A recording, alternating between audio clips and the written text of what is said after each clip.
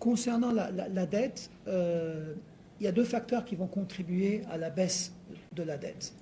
Le premier facteur, c'est la consolidation fiscale et budgétaire que j'ai mentionné tout à l'heure et que le ministre a mentionné. Avec cette consolidation, les déficits vont graduellement baisser vers les 3% d'ici 2025. Et donc, ceci signifie qu'il y a moins d'endettement et donc le stock de la dette, quand on le mesure par rapport à l'économie, il va graduellement aussi baisser.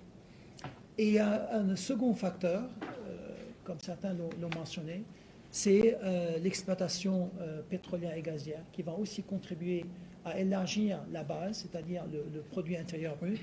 Et donc ceci, mécaniquement, va aussi permettre que ce ratio de dette sur PIB va aussi baisser. Et donc, partant de là, nous voyons une tendance baissière au niveau de la dette.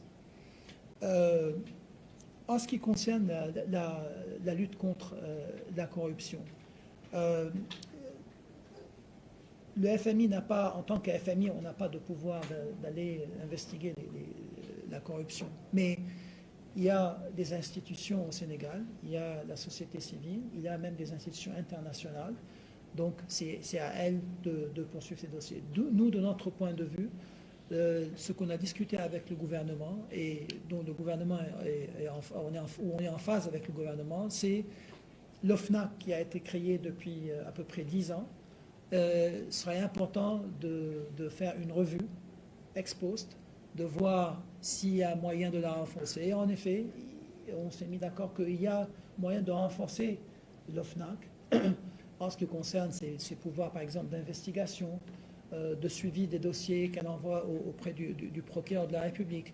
Et donc, de voir comment ceci peut être renforcé de façon à continuer à lutter contre la corruption. Le même s'applique sur la déclaration de patrimoine, qui aussi, je pense, a été mis en place il y a une dizaine d'années. Et il serait utile de revoir l'expérience ces derniers 10 ans. À titre d'exemple, ceux qui sont obligés sous la loi de faire cette déclaration de patrimoine, il y a une grande partie qui ne le font pas. Et donc, comment faire de sorte à obliger toutes ces personnes qui sont obligées de faire cette déclaration de patrimoine à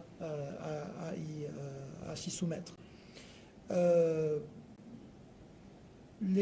Concernant les subventions, les exploitations, bien sûr, on n'est pas en train de dire les exploitations de l'énergie fossile, on n'est pas en train de dire que le Sénégal ne devrait pas en profiter comme tous les autres pays dans le monde qui ont profité de leur énergie fossile. Mais il y a des moyens de faire ceci tout en minimisant l'impact sur l'environnement et de façon à créer, à implémenter ou à prendre en mesure des réformes qui puissent permettre au Sénégal de s'adapter à ces changements climatiques, mais aussi à mitiger ou à réduire l'impact de ces énergies fossiles. Et donc, par exemple, une des choses, je pense que vous avez mentionné, c'est la réduction des subventions. En réduisant les subventions, ceci va inciter les ménages et les individus à consommer moins d'énergie fossile, que ça va être automatiquement plus cher. Et donc ceci va dans le bon sens.